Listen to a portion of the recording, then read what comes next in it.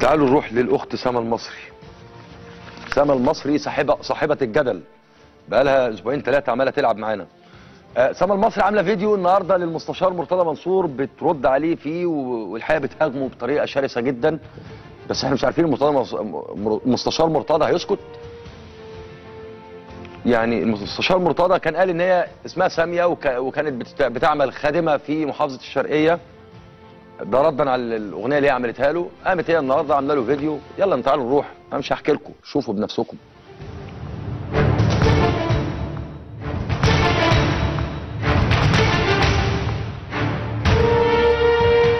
الأستاذ المستشار مرتضى منصور، انت طلعت في حلقة مع صديقك الصدوق الأستاذ وائل الإبراشي بتاريخ 16/4/2014. اتهمتني بعدة اتهامات، ألا وهي: أول حاجة قلت عليا إن أنا كنت شغالة خدامة عند واحدة، والواحدة دي كانت بتضربني وطردتني، وانا اشتكيت لك وطردتني وضربتني ليه؟ عشان انا كنت بعاكس ابنها احمد، وهي اسمها ام احمد. السؤال هنا، يا هل ترى مين اللي اشتكى وقال لك، انا ولا ام احمد؟ يا ام احمد حوش ابنك احمد وداريه من العين لو صابت حجرايه تقسمها 2. ما علينا. تاني حاجة قلت عليا ان انا ست نحس، وان انا كنت شغالة في مصنع ومن نحسي المصنع قفل، وبعدين اشتغلت عند استاذ الدكتور توفيق عكاشة والقناة قفلت. طيب لما انا جيت اشتكيت لك من ام احمد، يا هل ترى اشتكيت لك المكتب؟ لما جيت لك المكتب ما اتقفلش ليه؟ هو النحس جه عندك ووقف؟ وبعدين انت بتعرف عني ان انا شغاله في مصنع، وان انا عند توفيق عكاشه، وان انا ست اشتغلت عند ام احمد. ده انت بتبقني بقى، ده انت مهتم قوي باخباري. يا هل ترى ليه؟ بعد كده قلت ان انا هربت من اهلي. اذا كنت انا هربت من اهلي زي ما انت بتقول وهعبيها لك، فانت يا راجل هربت من الحكومة يا بيه، يا مستشار، هربت من الحكومة يا بتاع القانون. واللي ملوش اهل الحكومة اهله.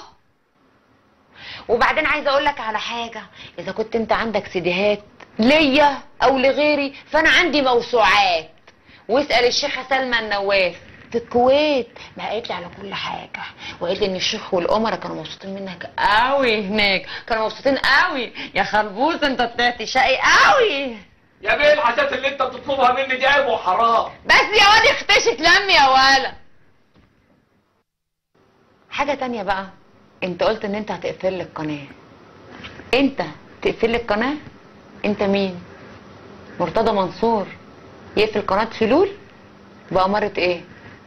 القناة دي تتقفل في حالة واحدة، حكم محكمة، قانون يا بتاع القانون، قانون على دماغي ودماغ اللي جابوني. لكن انت مين؟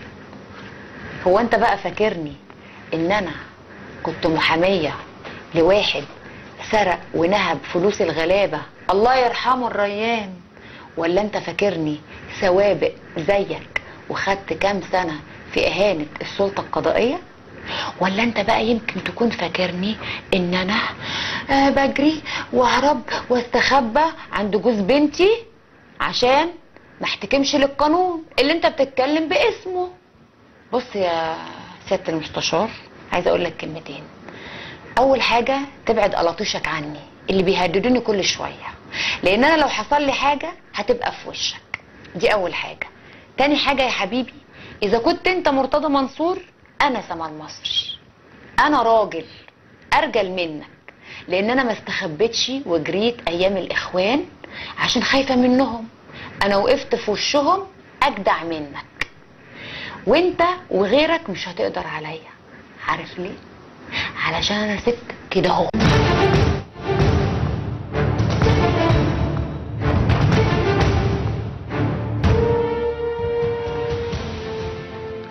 انتوا عارفين المثل اللي بيقول سكتنا له دخل بحماره؟ هو ده بالظبط بينطبق على الست دي. الست دي كانت كلمتني في مره انا ما اعرفهاش، ان هي عايزاني اشتغل عندها في البتاع اللي هي البعكوكه اللي بتقول عليها فلول دي. وانا طبعا استغربت يعني، ده كان قريب جدا. لكن بقى تيجي بقى تهين الناس بالطريقه الصفيقه بتاعتك دي، ده كلام الحقيقه ما يصحش، محدش هيقبله.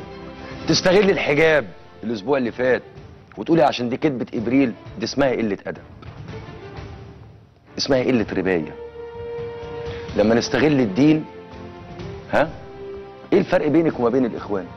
هم استغلوا الدين وتاجروا بيه، وانت تاجرت بالبتاع اللي لبستيه ده، الحجاب اللي بتقولي عنه حجاب، الطرحه السوداء والجلابيه السوداء اللي لبستيها، وطلعت قلت دي كدبه ابريل، وقعدت تعملي بايديكي كده زي بتوع المصاطب.